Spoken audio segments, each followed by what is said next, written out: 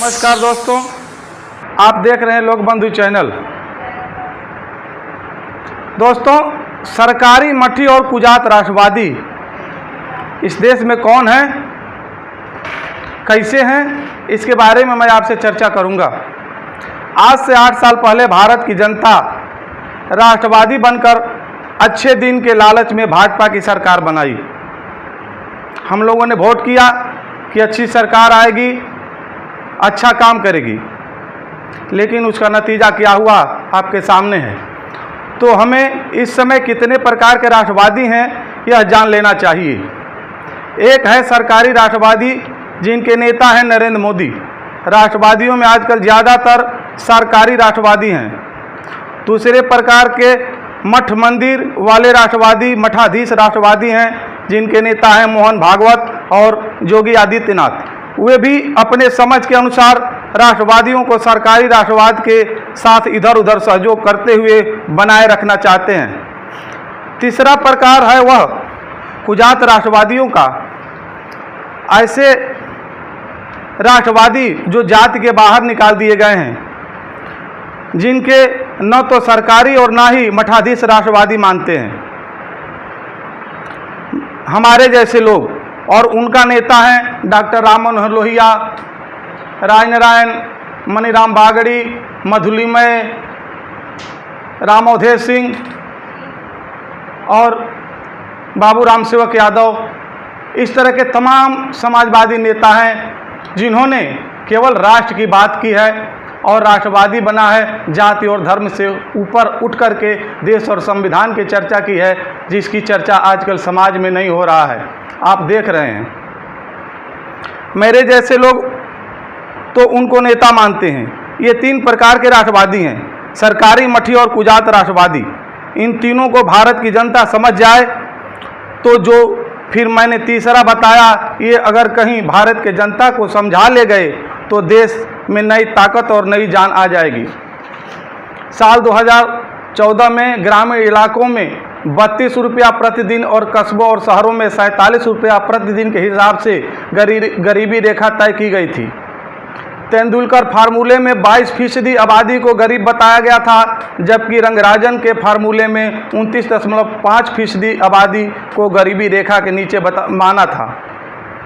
17 जनवरी 2023 में ऑक्सफाम की रिपोर्ट आई थी, तो उसके ताज़े आंकड़े ने बता रहे हैं कि इस देश में जितनी तेज़ी से गरीबी बढ़ रही है, उतनी ही तेज़ी से अमीरी बढ़ रही है। अमीर होने वालों की संख्या सैकड़ों में होती है, लेकिन गरीब होने वालों की संख्या करोड़ों में होती है। पिछले 2 साल में इस देश में सिर्फ 64 अरबपति बढ़े हैं। सिर्फ 100 भारतीय अरबपतियों की संपत्ति 54.12 लाख करोड़ रुपया, यानी उनके पास इतना पैसा है कि वह भारत के 1.5 साल के बजट से भी ज़्यादा। सभी अरबपतियों पर मुश्किल से 2% टैक्स लगता है। इस पैसे से देश के सारे भूखे लोगों को अगले 3 साल तक भोजन कराया जा सकता है। यदि इन मालदारों पर ज़्यादा टैक्स लगाया जाए और उपभोक्ता वस्तुओं पर टैक्स घटा दिया जाए तो गरीबों का भला हो जाएगा। आज भी देश में जितनी संपदा पैदा होती है, उसका 40% भाग सिर्फ 1% लोग हजम कर जाते हैं, जबकि 50% लोगों को उसका 3% हिस्सा ही हाथ लगता है। अमीर लोग अपने घर में 4-4 कारें रखे हैं और गरीबों को खाने के लिए 4 रोटी भी नसीब नहीं है। ये जो 50% लोग हैं, इनसे सरकार जीएसटी का कुल 64% पैसा वसूलती है, जबकि देश के 10% सबसे मालदार लोग सिर्फ 3% टैक्स देते हैं। इन 10% लोगों के मुकाबले 50% लोग 6 गुना ज़्यादा टैक्स भरते हैं, जबकि गरीब और मध्यम वर्ग के लोगों को अपनी रोज़मर्रा के ज़रूरी चीज़ों को खरीदने पर बहुत ज़्यादा टैक्स भरना पड़ता है, क्योंकि वह बिना बताए ही चुपचाप काट लिया जाता है। इसी का नतीजा है कि देश के 70 करोड़ लोगों की कुल संपत्ति देश के सिर्फ 21 अरबपतियों से भी कम है।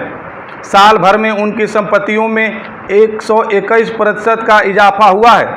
आज गरीबी का आलम यह है कि देश के 80 करोड़ लोग 5 किलो राशन पर जिंदा हैं, यानी 80 करोड़ लोग गरीब हैं। देश के कुल आबादी 140 करोड़ है, यानी आधे से भी अधिक। अब बेरोजगारी पर बात कर लेते हैं। 2014 में बेरोजगारी दर 5.60% थी, जो बढ़कर जनवरी 2023 में 8.3% हो गई। सरकार ने 2 करोड़ नौजवानों की हर वर्ष रोजगार देने का वादा किया था, नौकरी नहीं, जिसका नतीजा सामने दिख रहा है। हमारे देश के नौजवानों की जुबानी ही सुनाई दे रहा है। अब आमदनी की बात करते हैं। 2014-15 में प्रति व्यक्ति आय सालाना 72,805 रुपये, या जो बढ़कर 2022-23 में 98,118 रुपये का स्तर पर पहुंच गई, यानी 8,176 रुपये महीना, 272 रुपये रोज। इसको यदि हम महीनावारी जोड़ते हैं तो 8,176 रुपये होगा, यानी 272 रुपये रोज। महंगाई दुगना हो गई। 8 साल में अमीरों के लिए तो नहीं कहता, लेकिन गरीबों के लिए 2,500 से 3,000 रुपया महीने खर्च बढ़ रहा है, यदि पति पत्नी और 2 बच्चे हैं तो। लेकिन आमदनी जहां थी 2014 में वहीं खड़ी है। प्रधानमंत्री के एक दिन का खर्च 1 करोड़ 17 लाख रुपया। प्रधानमंत्री जिस कार से चलते हैं, मर्सिडीज बेंज, उसकी कीमत 12 से 13 करोड़ रुपया एक मोटा आंकड़ा है। आप पूछ सकते हैं कि यह सवाल क्यों उठा रहे हो? इसलिए कि आज कई लोग नकली समाजवादी हैं, नकली गांधीवादी हैं, जो भाजपा के अंदर भरे हुए हैं। लेकिन भाजपा में कुछ अच्छे लोग भी हैं, उनका मन कुठित हो रहा है, दुखित हो रहा है। ये नए नए नकली समाजवादी कांग्रेसी मोदी के चेले बने हैं, लोहिया और गांधी जी वाले चेले नहीं। जनधन, नोटबंदी, जीएसटी, काला धन, किसान निधि, यह सब गोरख धन था, हम ही से वसूल कर हम ही दिया जा रहा है। काला धन के नाम पर नोटबंदी हुई, उसका रिजल्ट क्या हुआ? इससे मैं आपको बताना चाहता हूं कि भारत के बड़े लोगों के सामने यह सबसे बड़ा खतरा है कि जब कोई काम करते हैं तो अपने विश्वास पात्र को, अपने रिश्तेदार को, कोई न कोई अपनी जात बिरादरी वालों को घूस देते हैं। उनके द्वारा सारा देश चौपट हो जाया करता है, क्योंकि अपने जात बिरादरी में विश्वास पात्र ढूंढोगे तो देश कभी सुधर नहीं सकता। खाली नरेंद्र मोदी जी ही नहीं, भारत के सभी बड़े आदमियों में की यह सबसे बड़ी गलती है। नतीजा होता है कि योग्यता का पूरा इस्तेमाल नहीं हो पाता, योग्यता सिकुड़ जाती है। जो कोई बड़ा आदमी बैठ जाए गद्दी पर, उसकी निगाह में योग्य उसी के बिरादरी के होने लग जाते हैं। और जब कभी किसी देश की पूरी योग्यता का सदुपयोग नहीं होता, तब देश भ्रष्ट होने लग जाता है। इतना मैं मानता हूं कि हर मनुष्य जो थोड़ी बहुत संभावना रहती है कि उनकी गिरी हालत में सुधार का अच्छी हालत में पहुंच जाए। अब तो 2, 4, 5 बरस क्या 20 बरस कठिन मालूम पड़ता है। श्री नरेंद्र मोदी जी के अनुभव से आप सब लोग एक बात सीख लेना, और वह यह बात है कि सार्वजनिक जीवन में और राजनीतिक जीवन में हमेशा किसको खुश करना है, जनता जनार्दन को, किसी एक व्यक्ति को या नहीं। जो आदमी राजनीति में प्रधानमंत्री या नेता या और किसी को खुश करके सीढ़ी पर चढ़ाना चाहता है, वह चढ़े नहीं चढ़े, लेकिन कोई कुकर्म उसके हाथों से नहीं होना चाहिए। सवाल यह है कि भाजपा खत्म होने वाली है, टूटने वाली है। 2, 4, 5 बरस में हमारे जैसे आदमी का कुछ आना जाना तो नहीं, क्योंकि हमारे जैसे आदमी जल्दी नहीं करता। समाजवादी लड़ाई में जो आदमी उतावला होता है वह भ्रष्ट हो जाता है। हमारे सामने होगा तो बहुत अच्छा, नहीं होगा तो आपके सामने होगा या आने वाले इन नौजवानों के सामने होगा। अपना कर्तव्य करता चले, लेकिन जल्दी मत करो कि साठ गांठ करके, कोई इधर उधर करके, साजिश करके हम कर लेंगे।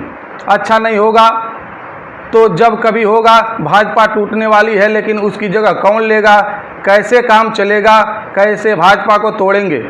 हम सब किसी पार्टी के साथ नहीं जा रहे, खाली कोशिश कर रहे हैं कि किसी तरह मोर्चे खड़े हों। कोई खड़ा हो महंगाई के खिलाफ मोर्चा, कोई खड़ा हो बेरोजगारी के खिलाफ मोर्चा, कोई खड़ा हो सरकारी संस्थाओं को बेचने के खिलाफ मोर्चा, कोई खड़ा हो सरकारी लूट बंद करने के खिलाफ मोर्चा। पहला तरीका है कि मोर्चा कायम करो। दूसरा तरीका है, अगर मोर्चा नहीं कायम होता है तो जो भी रास्ता सबसे अच्छा हो उस पर चलो। हो सकता है कि उस पर चलने लगो तो मोर्चा अपने आप हो जाए, क्योंकि भारत का मामला है, हल होगा कब? एक रास्ता है चुनाव में।